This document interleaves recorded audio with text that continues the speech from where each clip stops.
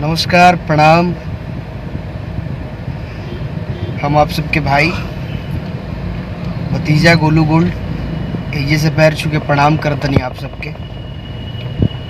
और आज फिर हम अपन पेज से लाइव बानी आप सबके बीच,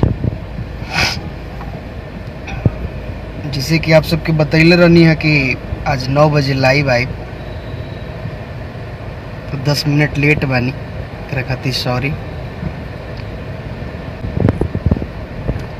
सबके गुड मॉर्निंग भाई। और आप सबसे बता दी कि आज जौन गाना कुछ दिन पहले गोलू गोल्ड इंटरटेनमेंट से रिलीज भई रहा, जौन गाना के नाम रहे शहर वाली टाइम पास करी, वो गाना के आज वीडियो आ चुकल बा।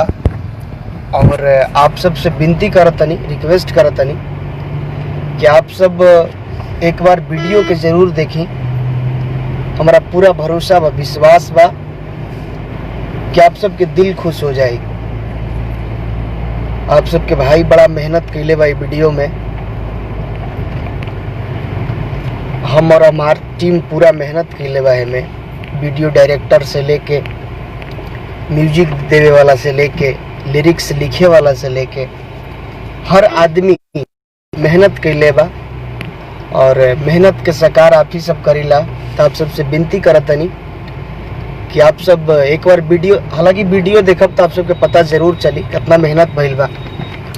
शहर वाली टाइम पास करी गोलू गोल्ड इंटरटेनमेंट से सुबह में रिलीज भइल बा, और डिस्क्रिप्शन में लिंक भी हम दे चुकल बानी। प्लीज़ आप सब एक बार ज़रूर देखें, और हमारा आशा ना पूरा विश्वास बा कि आप सबके अच्छा लगे। और अच्छा लगी तो प्लीज़ आप सब शेयर करब, क्या कि अच्छा चीज़ के अगर आप सब सपोर्ट ना कर तो छूट जाई, पीछे रह जाई, तो एक वजह से अच्छा चीज़ आगे बढ़ ना पाई। तो प्लीज़ आप सबसे विनती करतनी कि बड़ा मेहनत भइल बा, और मेहनत के साकार आप ही सब करीला। काहे कि एगो कलाकार के भगवान आप ही सब होखिला।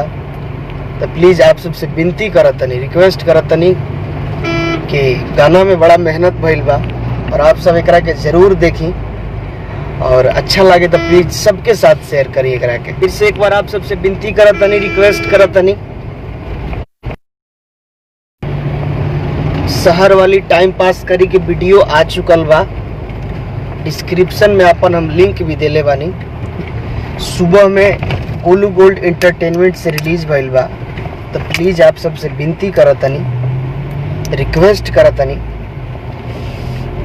कि आप सब एकरा के ज़रूर देखी। और सबके मेहनत बाय में, और मेहनत के साकार आप ही सब करीला। तो आप सबसे विनती करतनी, रिक्वेस्ट करतनी कि प्लीज़ एक बार एकरा के देखी, और अच्छा लगे तो प्लीज़ एकरा के शेयर करी। तब तक खातिर दिल से धन्यवाद। बस ऐसे ही प्यार आशीर्वाद भाई के देते रहे।